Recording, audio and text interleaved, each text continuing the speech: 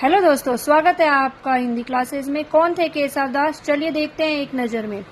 केशव दास, जिनका जन्म हुआ था 1555 ईस्वी में बुंदेलखंड के ओरछा नगर में।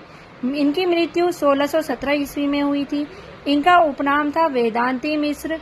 रीति काव्य का इनको प्रवर्तक कहा था विश्वनाथ प्रसाद मिश्र, डॉक्टर नगेंद्र और गणपति चंद्र गुप्त ने। इनको अलंकारवादी माना है रामचंद्र शुक्ल ने। इनकी जो रचनाएं थी रसिक प्रिया, जो 1591 ईस्वी में लिखी गई, इसमें रस का वर्णन किया गया। रामचंद्रिका, जो 1601 ईस्वी में लिखी गई, राम के चरित्र पर आधारित है। कवि प्रिया 1601 ईस्वी में लिखी गई, अलंकारों का वर्णन इसमें किया गया।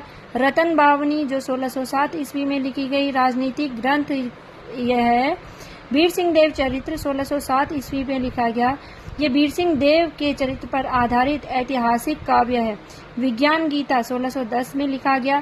प्रबोध चंद्रोदय का अनुवाद है। जहांगीर जस चंद्रिका 1612 ईस्वी में लिखी गई। जहांगीर के दरबार का वर्णन किया गया है। नखशिख राधा के अंगों का वर्णन है। छंदमाल छंदों का वर्णन किया है। केशव दास भामर, दंडी और उद्भट के अनुयायी थे। इनको कोट का कवि कहा गया है, जो कहा है डॉक्टर विजयपाल सिंह ने। इनको कठिन काव्य का प्रेत कहा है डॉक्टर रामचंद्र शुक्ल ने। रामचंद्रिका इनकी जो है वो एक छंदों का एक अजायब घर है, ये कहा है रामस्वरूप चतुर्वेदी ने। उड़गन केशव दास कहा है इनको नाभा दास ने।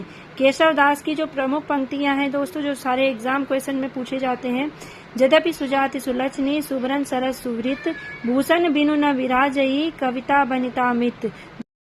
दोस्तों, हिंदी साहित्य का इतिहास पढ़ना है तो लाइक, सब्सक्राइब और शेयर करें।